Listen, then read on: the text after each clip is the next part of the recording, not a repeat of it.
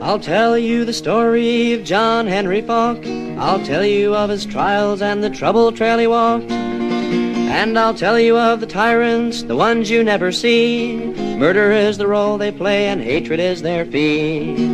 On the TV and the radio, John Henry Falk was known. He talked to many thousands with a mind that was his own. But he could not close his eyes when the list were passed around, so he tried to move the Union to tear the blacklist down. His friends, they tried to warn him he was heading for a fall. Four great rights of the people: conscience, speech, press, and right to assemble, are included in it because this great notion will guarantee in perpetuity the right and protect the right of people to voice those opinions we loathe and despise. Protect them with the same force it does those that we cherish and live by. Does this mean I'm a communist, Senator? That's awfully funny, isn't it, Mr. Secretary? That's terribly funny. This was the 1950s, the time of the Cold War, loyalty oaths, Joe McCarthy. Blacklisting ruled the airways. If you wanted to discredit an otherwise legitimate political opponent And didn't want to argue over what the real issues were. you call him a communist. Yes, they found a perfect way to shut off the political dialogue in our society. Now And shut up dissent. Of course I believe in the right to dissent, Congressman. The right to dissent's a sacred American right. I'll knock a man's teeth down his throat, interfere with my right to dissent. When this was over, Louis Nizer wrote in his own book, Of You, one lone man with virtually no resources dragged the defendants into court and, although outrageously outnumbered, withstood starvation and disgrace and summoned enough strength to battle them into submission.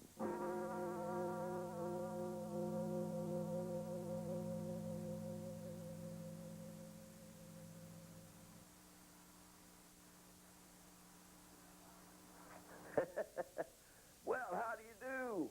Thank you for coming. I'm just glad to see you. John Henry Falk, a key figure in a landmark legal decision, an articulate spokesman for constitutional rights, and a very funny guy. Calvin Bang. He invented a do-it-yourself baptismal kit. It was for shut-ins. And if you sent your money ahead of time, prepaid, Cal would send you an autographed picture of Jesus Christ that glows in the dark.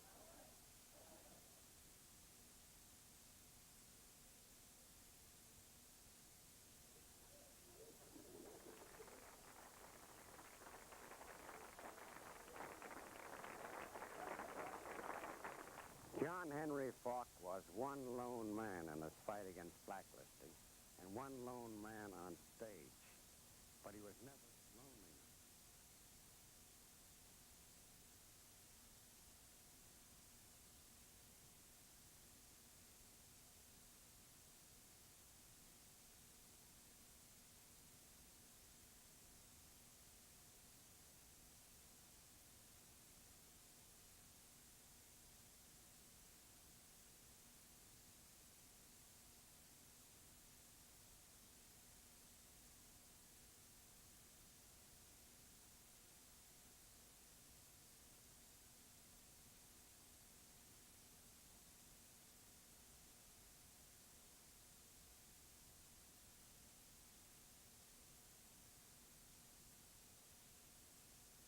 Later would become the inspiration for Johnny's characters. You know, he married somebody is going to talk about. Is going to talk about the Magnus family. And he married Eloise Magnus. And he took his honeymoon down in Mexico. By himself.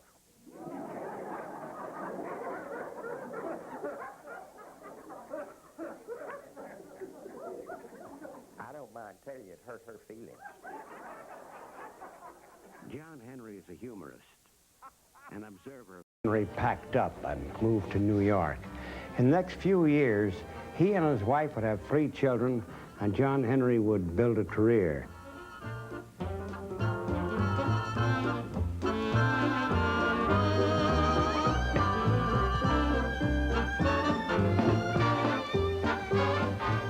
And by the early 50s, he had a radio show on WCBS, the flagship station for the Columbia Broadcasting System.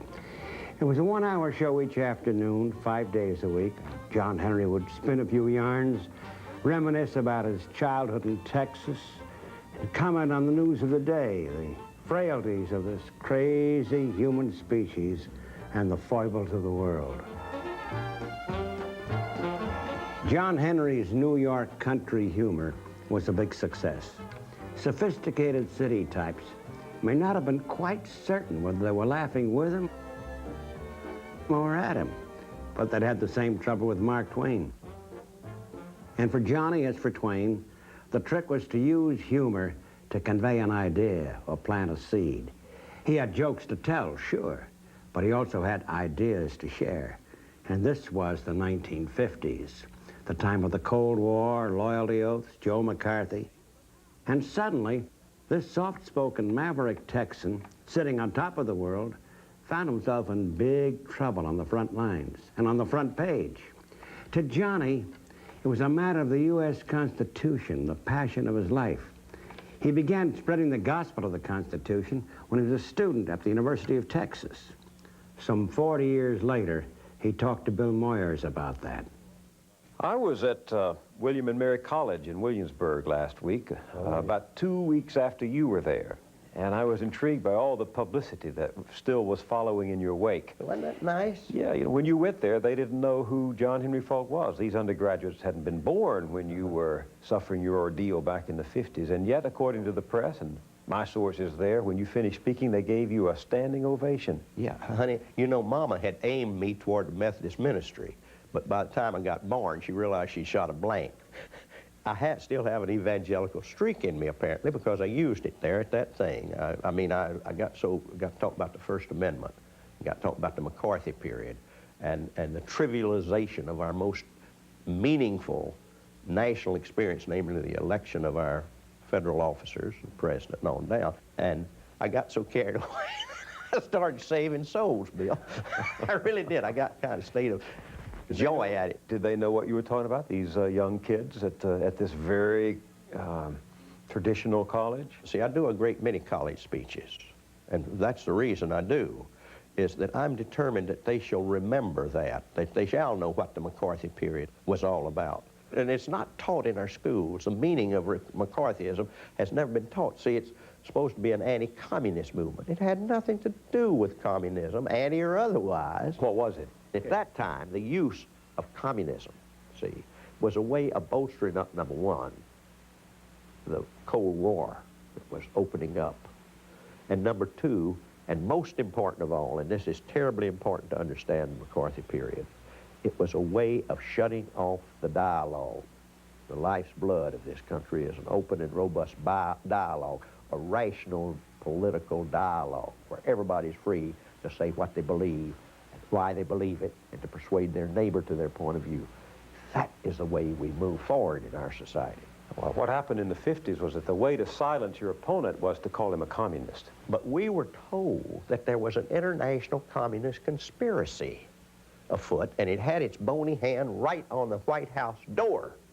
And Roosevelt and that crowd of cronies that he had there were nothing but a bunch of old communistic things. I had an aunt that said, Johnny, they just scare me to death when I think they're right there in Washington, D.C., fixing to take over this government any day. And I said, hey, Edith, the people of this country are not going to put communists in charge of anything. You just don't know. You just don't know, Johnny. What's that story you tell about when you were 12 years old, your mother sent you out to the hen house to look for the chicken snake that was harassing the hens? Well, I use that usually to illustrate something. Boots Cooper and I were law and order men. I was a Texas Ranger, and he was a United States Marshal. When you were playing as kids? We were both 12 years old, and we rode the frontier between Mama's back door and her hen house and the cowborn out there. We lived out in South Austin, Texas. And Mama told us there was a chicken snake in one of the hen's nests out there. Would we mighty lawmen go out and execute it? We both of us barefooted in overalls, and we laid aside our stick horses, got a hoe and went in, and the hens were in a state of acute agitation, and they had the crane in their necks, and we had to stand on tiptoe to look in the top tier of nest. And about the third top nest we looked in, a chicken snake looked out of. And I don't know, Bill, whether you've ever viewed a chicken snake from the distance of 6 inches from the end of your nose. Not that close. But I've kept the damn things look like a boa constrictor from that distance, although it's about the size of your finger. And Boots and I, all of our frontier courage drained out our heels. Actually, it trickled down our overall legs. and Boots and I made a new door through the hen house wall. And Mama came out and said, well, you've lulled me into a sense of false security. I thought I was safe from all hurt and harm, and here you've let a chicken snake run you out of the hen house, and a little chicken snake at that. Don't you know chicken snakes are harmless? They can't hurt you. Boots said, yes, sir, Miss Falk, I know that. And he was rubbing his forehead and his behind at the same time. Said, but they can scare you so bad it'll cause you to hurt yourself. And that's what happened. This is what happened to us during that period, Bill. We became so frightened of the... At our own freedoms. Yeah. And see, the men who erected the protections for the individual Americans back there 200 years ago believed that we would be capable of governing ourselves. And they knew in order for us to be, they would have to make it an absolute mandate. Anything of lesser force wouldn't survive the kind of crisis that they knew would come. They were men of great wisdom and vision, literate men. But they didn't put a Bill of Rights in the Constitution until the people demanded it. You know, that is lost on so many scholars and almost as many judges. And I don't know, I'm not lambasting the federal judiciary, but they at least should be acquainted as to how we came to have a Bill of Rights. Have you ever thought of how beautifully constructed, how wonderfully crafted that First Amendment is? Ooh, yes, I've thought of that a great deal. You know what it says? Literally? Yes. Congress shall make no law respecting an establishment of religion or prohibiting the free exercise thereof, or abridging freedom of speech, or the press, or the right of the people peaceably to assemble and petition their government for the redress of grievances. Why are you so passionate about the First Amendment in particular? I mean, you did bring those students at William and Mary to their feet talking about this. This is because it puts every American citizen, whatever color, whatever walk of life, on precisely the same footing, just as your right to vote puts you on the same footing with the heads of the party, with the richest men, all the Rockefeller boys. But the fact of the matter is, the First Amendment didn't protect you in the 1950s. Oh, yes, it did. You lost your job. That's right. You lost your career. What the hell is a job, huh? There's a lot of other jobs. What the hell is a job? John Henry may say that now, but where the hell is a job is what he was saying back in the 50s. And nowhere is the answer he kept getting. John Henry built his reputation as a folklorist, as a TV and radio humorist. But the big event of his life was a drama. A drama with all the conflict one could ask for. It began with a group of right-wing vigilantes who called themselves Aware Incorporated. They set themselves up as judge and jury to decide who was fit to work in the entertainment business. One of Aware's most vocal members was Vincent Hartnett, a professional witch hunter who made a fairly good buck out of it by publishing a rag called Red Channels, which listed performers, writers, and directors that Hartnett considered subversive. Another was Lawrence A. Johnson, a grocery chain owner in Syracuse, New York, who threatened to boycott the products of any sponsor who employed those he disapproved of. They completely dominated the radio and television industry. They published periodically in this climate of fear. Boots Cooper's truth of his statement was being proven every day up in the radio and television industry in Hollywood and New York. this climate affair, they published a list of names of persons, artists, producers, directors, writers, and performers who had in the past done something that Aware decided indicated less than loyalty to the United States of America. But how did Aware get to you? All right. I belonged to a union called AFTRA. And I had in the union, I got up a slate of officers because the leadership of our union was all pro-Aware. And the membership of the union had been so decimated by Aware's attacks that they, because Aware did this for money. They made money out of this, you see. This fellow Horton made a lot of money. How do you make money? By charging the networks and the advertising agencies to clear names. Your name had to be cleared by Aware. That's how powerful it had become. So what did you do? You organized... I organized this group of members. We'd sit around bellyache about the injustice of blacklisting. But if you even criticized the House Committee or the FBI, you were candidate for blacklisting. This man is critical of the FBI. Really, that's the way they'd list it. And so I raised this Gideon's army of guys, all of whom expressed their indignation to me, and I said, well, let's run against it. We ran and swept into office. Your slate Yes. won the elections of the local Yes, union. and the national union. The national union was controlled by the right wing, these McCarthyites, rigid McCarthyites. And our local had been a shameful bunch. So what happened after watching you did? their own fellow members get blacklisted, destroyed. See, the function of a union isn't to help Aware blacklist people, but to protect performers' jobs. That's the only reason a guy pays union fees, you see. Or any union man supposedly pays union wages, union dues, is to get the protection of the union for his job and his working conditions. I got this bunch together. We ran in the fall of 1955 and swept into office. And Charlie Collingwood, bless his old sweetheart, became president.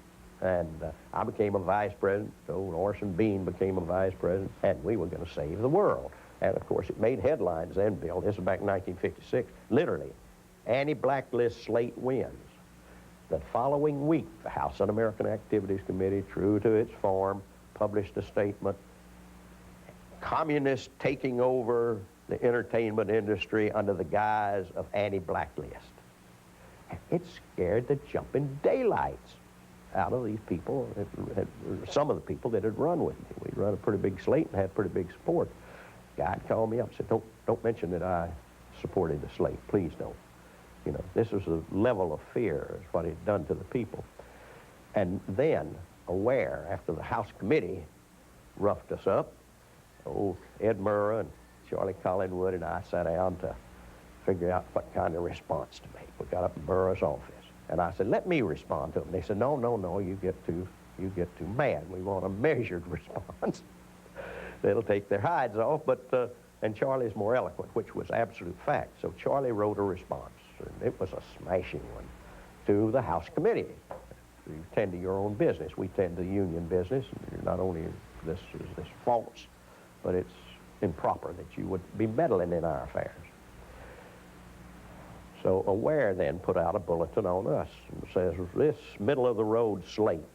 See, we pledged that we weren't communist or anything, and wasn't going to eat any children or anything ugly, and go to church regular if they just elect our slate. This middle-of-the-road slate alleges that it's not communist. But let's look at, perhaps it isn't a communist movement, but let's look at some of the leadership. For instance, John Henry Falk, who organized it. And then they went to town on me. They alleged 5 different things that I'd done, 2 of which were true. I'd done them. That I'd appeared at a dinner at the Astor Hotel in 1946 with a known communist and never repudiated that appearance. It was the year 1 birthday party for the United Nations Security Council. That was when Trygve Lie was Secretary General of the United Nations Security Council, and it was under the sponsorship of that well-known left-wing outfit called the American Bar Association and about 25 other similarly left-wing organizations. And that was the event they said that I had attended and that there was a known communist there. And they didn't mention that he was a member of the Security Council named Andrei Gromyko, who was just as un-American as you can get. The Soviet foreign minister. Yes, and it was being broadcast full network over CBS. This is the irony of it. This is 10 years later they make this charge that I was there, and so they were accurate. I was there. What was the other event you said that was true? Yes. You were at the UN birthday party, and there was a known communist there, Gromyko from the Soviet Union. But what was the other one? You had performed for Henry Wallace? No, I think I'd supported Henry Wallace, or I'd entertained for Henry Wallace, or something like that. You see, if both of these things had been absolute factual, what both of them were, as a matter of fact, it didn't mean a darn thing. It didn't mean, had no meaning, and then neither one were illegal, and the other things were totally false. Had not even a scintilla of truth in them. But Aware had gotten so reckless by this time that they didn't care whether it's true or false. Nobody ever called their hand on it. But you had, just to clear the record, you had no communist sympathies. You belonged to no organization. No, and you see, this is the whole thing, Bill. They knew that. But at any rate, CBS called me in and said, Aware's gotten hold of your sponsors, and they're canceling out on you. And you've got to correct this. And said, look, you go home and write an affidavit saying that you were misled, thanking Aware for calling this to your attention, that you were violently anti-communist. You can't stand them. And you would stomp one if you could see it. And that you a loyal, fine American, that you served in the American Red Cross overseas in the Middle East, and that you served in the United States Army, and that you're so patriotic it just gives you a headache when you get to reflecting on it. And you make it very patriotic, but apologize and say that you did get into a couple of those that are true. See, this is the way you'd get off of Aware's list. If you apologize to Aware, volunteered to go down to the House Un-American Activities Committee and spill your insides on all your friends and how you got involved in this, told the FBI all of this stuff. They were all garbage collection, I called them. Aware and FBI were. They collected garbage and dumped it on your head when they got a chance. So you're sitting there in your apartment in New York. All this going through my mind. You got CBS's offer that if you'll just say mea culpa, I didn't mean it. That's right. I was just an innocent. Apologize for those things that had offended Aware. You'd be okay, and Aware would take you off the list. Oh, and I also had to say in this, and say it in a polite way, Johnny. Now, don't say it in a satiric way because it won't work. Say that you appreciate Aware's concern and appreciate many of the good things they've done and the patriotic work they've done in cleansing our industry of communism. Well, I got there and got thinking, as I say, and I said, Lord have mercy, it's like wading through my own vomit. I couldn't do something like that. Good God, I couldn't do that. When you told CBS, who very much wanted you to cooperate because it meant the joke. I was making money for them. Making money for them. When you told them you couldn't do it, what happened? Oh, I didn't do that. Oh. I wrote an affidavit. I didn't write it by myself. Now, let me make that clear. Palmer Weber and Clark Foreman, two beloved friends, came over to my house. And I said, I've decided I'm not going to write that affidavit they want. I want to make this a good, strong one. I'm John Henry Falk. I was raised a Methodist boy in South Austin, and both my parents were Methodists, and I believe in the Constitution of the United States, and I believe that it means what it says whenever man is entitled to be confronted by his accusers and to bring witnesses in his own defense and to cross-examine his accusers. I'm quite sure CBS believes the same thing. I have been attacked by people that I don't even know, that are a poison and a poisonous influence in the broadcast industry, that are for money, destroy the careers of men and women in this industry, and I won't deign to answer anything they say. I'd go down to the courthouse and answer it. We're going to have it. I'd carry them down to county court, as old man Telepap used to say. I'll take you down there at that county courthouse. By God, we'll have this out. And that's what Johnny did. He was no communist, and by God, he would have his day in court.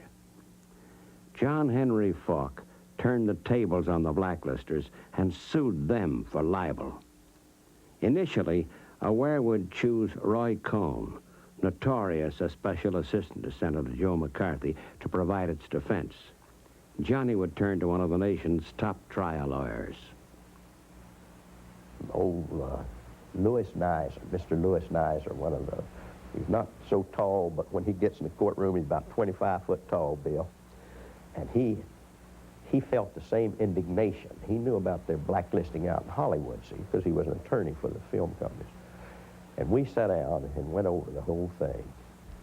And it was kind of like sitting in a Supreme Court justice's office, because here was Mr. Nizer, this multi-million-dollar lawyer that I knew I couldn't afford unless I could set him on the... And Ed Murrah thought that we could sell him, that he would get indignant over this as Ed was and as I was, and that this would be a golden opportunity.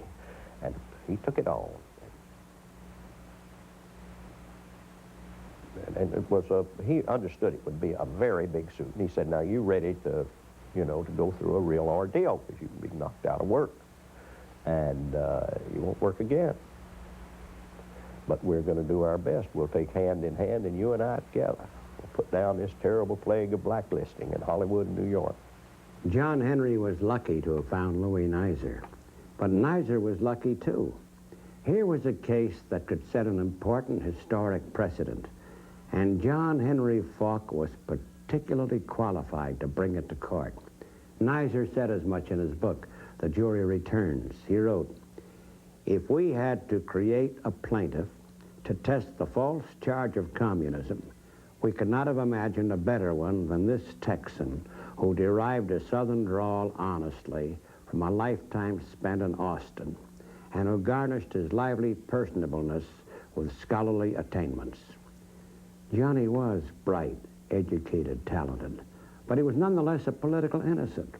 He truly believed what was right and fair was bound to triumph if you just stuck to it. So, John Henry Faulk stuck to it.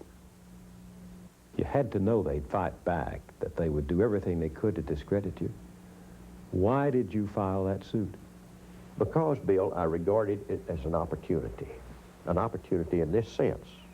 Does a private group of vigilantes, or indeed a government group, have the right to deprive a citizen of his livelihood and his good reputation without confronting him with specific charges and bringing allegations against him through due process of law? I hadn't had due process of law. I was making it. That's the reason I never felt sorry for myself.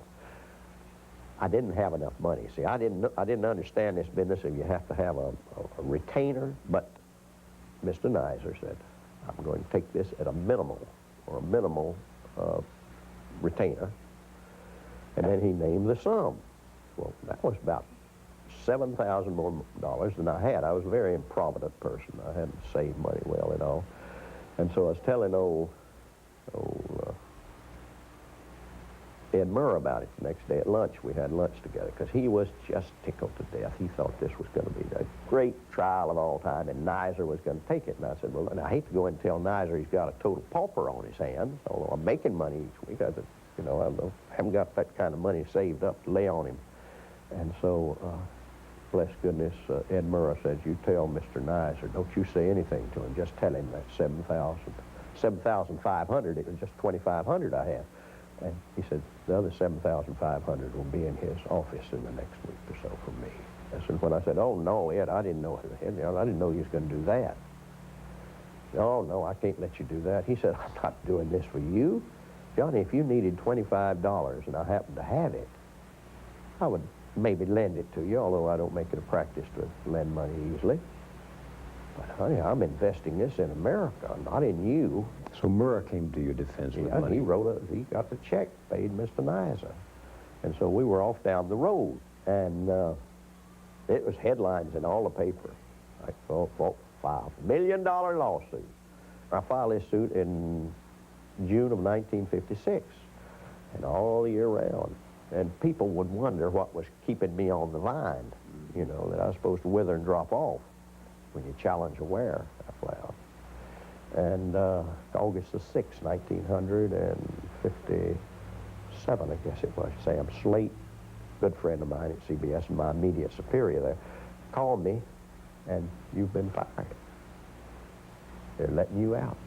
He says they're not letting you out for any excusable reason. They said ratings weren't what they'd like for them to be, but they're really, Arthur Godfrey's going to take over. He had 4 different reasons that they were going to let me out, see. Arthur Godfrey was going to take over my time. The network had a right to pre-up my time. And that my ratings had kind of slipped and slided, and they thought I'd do better with less time. And or go look somewhere else for a job. And I'd been too long in that same spot for something of that kind. At any rate, and was kicked out of CBS. But you see, since I was so well known, I was an untouchable. And it was strange as hell, Bill, when I got fired. It's a very strange feeling to be blacklisted. And that was unique to that period, that you weren't supposed to be seen with. Go down to Colby's, which was the eating place there at CBS, or any of those. Toots Shores was kind of my headquarters over there on 51st Street, you know. I knew everybody that came in the habitués. Toots had a table for me and all. And people would start leaving you, and getting up and having to rush out if you come in. I finally quit doing it because it got embarrassing to see them get up and move away from the bar when I'd sit down in a big circle, big round circle in Toots Shores. These guys would get up and catch my hand and swear, God bless you, fight them, Johnny. And make sure nobody had seen him. And the number of people, Bill, guys that called me, and this is another decisive factor in me fighting this case. Say, call me 11 o'clock at night. Johnny, I'm calling you. I said, well, look, I'm watching the show. Can I call you right back? No, I'm at a phone booth. I'm calling for a phone booth. Listen, I want to ask you, it won't take me for a minute, just say yes or no. I was at a dinner party tonight. The fellow said that the FBI had plenty of dope on you, and that Roy Cohn is dying to get you into the courtroom, that you were really never from Texas at all, that that's just part of your act, and that, were you ever in Russia, Johnny? I said, no. Have you ever been close to Russia? No, I never have. No closer than England, or no closer than Cairo, Egypt, where I was during the war. Why, yes. But they said that you had taken instructions directly from Moscow. And they said this would be proven at the trial.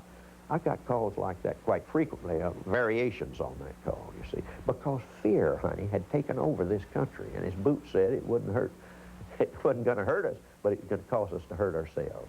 Manipulated, carefully orchestrated fear. For the next 6 years, John Henry would live in limbo, a celebrity out of work, and eventually a celebrity because he was out of work. Actually, his travail was a tribute to the strength of his cause. He had sued not only Aware Incorporated, but Vincent Hartnett, the organization's leading spokesman, and Aware's backer, Lawrence A. Johnson. These people used a double whammy. On one hand, they put pressure on anyone who might think of hiring the troublesome Mr. Falk. On the other hand, they had their lawyer use every trick in the book to keep the case from actually coming to trial. I was getting hungry, running out of money. I mean, I was out the bottom of the barrel. And I hated to leave New York in defeat. I didn't know when the case was coming to trial because Mr. Cohn was very able at postponing it. He was around on the round-the-world trip one time and something else another time. And he had friends in the judiciary that he could work these things with. And it's very frustrating and mischief out of my attorneys. You remember Gary Moore? He used to be talk show host. Yes, and a terribly good guy. Yeah. He was a sweet liberal Republican that just stood by me the whole time. He was a witness in my thing, and he said blacklisting, a blacklisted person was like somebody that was in a closet, a dark closet, and blindfolded with 6 guys hitting him with clubs. He never knew where the licks were coming from, which direction they were coming from. He was just there, the victim of them. And that best describes blacklist. See, you never knew. You never knew. At a dinner party, for instance, you never knew whether you were being offensive or being a hero to them, depending on which way they saw it. So what happened when you went out to find another job? Well, it's strange because they never told you. Look, you're blacklisted, you're hotter and fire, and we can't touch you. never tell you. I'll tell you what, I had a friend that was pulling like a mischief for me. So they fixed the lights, you know how they did. When they're adjusting the lights and they don't have the star there, they have some walk-on come in and do that. Damn, I went down there all excited. Well, we're going to make 20 bucks that night. And that was good money back in those days. I mean, you know, it's back in the 50s. And he met me at the door, Mert did, and said, Johnny, I'm sorry. But we got a call from the advertising agency this morning that you're not supposed to come on the set. During this period when you were just hanging on, what was the lowest moment? It's hard to say, Bill, because I had some very low moments. Let me make that clear. I would be sitting down here in Travis County, Texas, in Austin, Texas, look at network television and see one of these guys that had run with me, say, just chopping in the tall cotton, still going to town, like Orson Bean, you know. His career just continued to soar because he resigned from the slate and cleansed himself in the eyes of the Lord and became a very successful, and deservedly so, a very able comedian. I'd see that and realize, did I do the smart thing? Because I didn't like being broke. I didn't like having to borrow money from people. Down here in Austin, where he had friends and family and could scrape out part of a living with the talents the networks were afraid to let him use, John Henry started a struggling advertising agency, got some local speaking engagements, and waited for the trial. Finally, April 16th, 1962, it began. In a small courtroom in New York City, Judge Abraham N. Geller presiding. The case lasted 3 months, and it is beautifully constructed. Nizer very brilliantly charged him with a conspiracy to libel me because I had opposed their racketeering habits. And that reads beautifully in the newspapers because I'm fighting racketeers, see? And they had never been charged with that before. They'd only been charged with being very patriotic gentlemen. They were fear peddlers. And under the cross-examination of Mr. Nizer, that comes through pretty clearly, see, with the jury. So Nizer asked for $2 million, gets carried away in his summation, and asked for $2 million. So we go to have dinner, and jury has gone to consider the verdict. And I said, Lou, you poured it on. Hey, you had me. I'd have voted for me, too. You were really pouring the juice to them. But $2 million, Lou, they might both think this is a pretty, that actually I am doing it for money. He said, no, that's, here comes a runner from the court and says, the judge says to come back in. The jury's returning to the courtroom. We go tearing back up into the courtroom and sit down, and the jury files in, and the judge said, have you reached, his name was Judge Geller, Abraham Geller, a man of great justice, a credit to the American judiciary. That's Mr. Falk, who did well in his hand. At any rate, Judge Geller said, have you reached a decision? And the jury said, no, we have a question we want to ask. Can we give more than $2 million? Honest to goodness. And old sweet Louis Nizer, he sat there like somebody caught him between the eyes with a ball-peen hammer. He made a lot of mistakes in his legal career, but asking for too little never had been one of them. And they went out, 30 minutes later, came back with $3.5 million judgment. How much of that $3.5 million did you finally get? Well, it was the appeals court cut it down to $500,000, said that it was a obscene sum of money. It was the first real big, see, it was a record-setting verdict at the time, and said they'd cut it down to $500,000. I could either retry the case or take the $500,000. But we never did get that because the defendant, Mr. Johnson of Syracuse, New York, big head of a bunch of supermarkets up there, who had been one of the economic fists that could come down and lay it on the big advertising agencies and the networks, see. And he was a backer of Aware. Yes, oh yes, and a member of Aware. And what happened? He died the night that the jury went out to make its decision. Court was recessed long enough for Judge Geller to digest the news and make certain the jury didn't hear it. Then Nizer was allowed to proceed. When the record-setting $3.5 million judgment was delivered, The jury members were the only people in the courtroom who didn't know that much of the money belonged to a dead man. And the irony didn't end here. Lawrence Johnson, it turned out, talked a better bankroll than he had. His total estate wasn't worth 10% of the judgment. Now think of it now. The networks, agencies, and sponsors... If he spoke against the blacklist, he had no chance at all. But he laughed away their warnings and he laughed away their fears, for how could lies destroy the work of many honest years? Then slowly, oh so slowly, his life began to change. People would avoid his eyes, his friends were acting strange. And he finally saw the power of the hidden poison pen when they told him that his job was through, he'd never work again.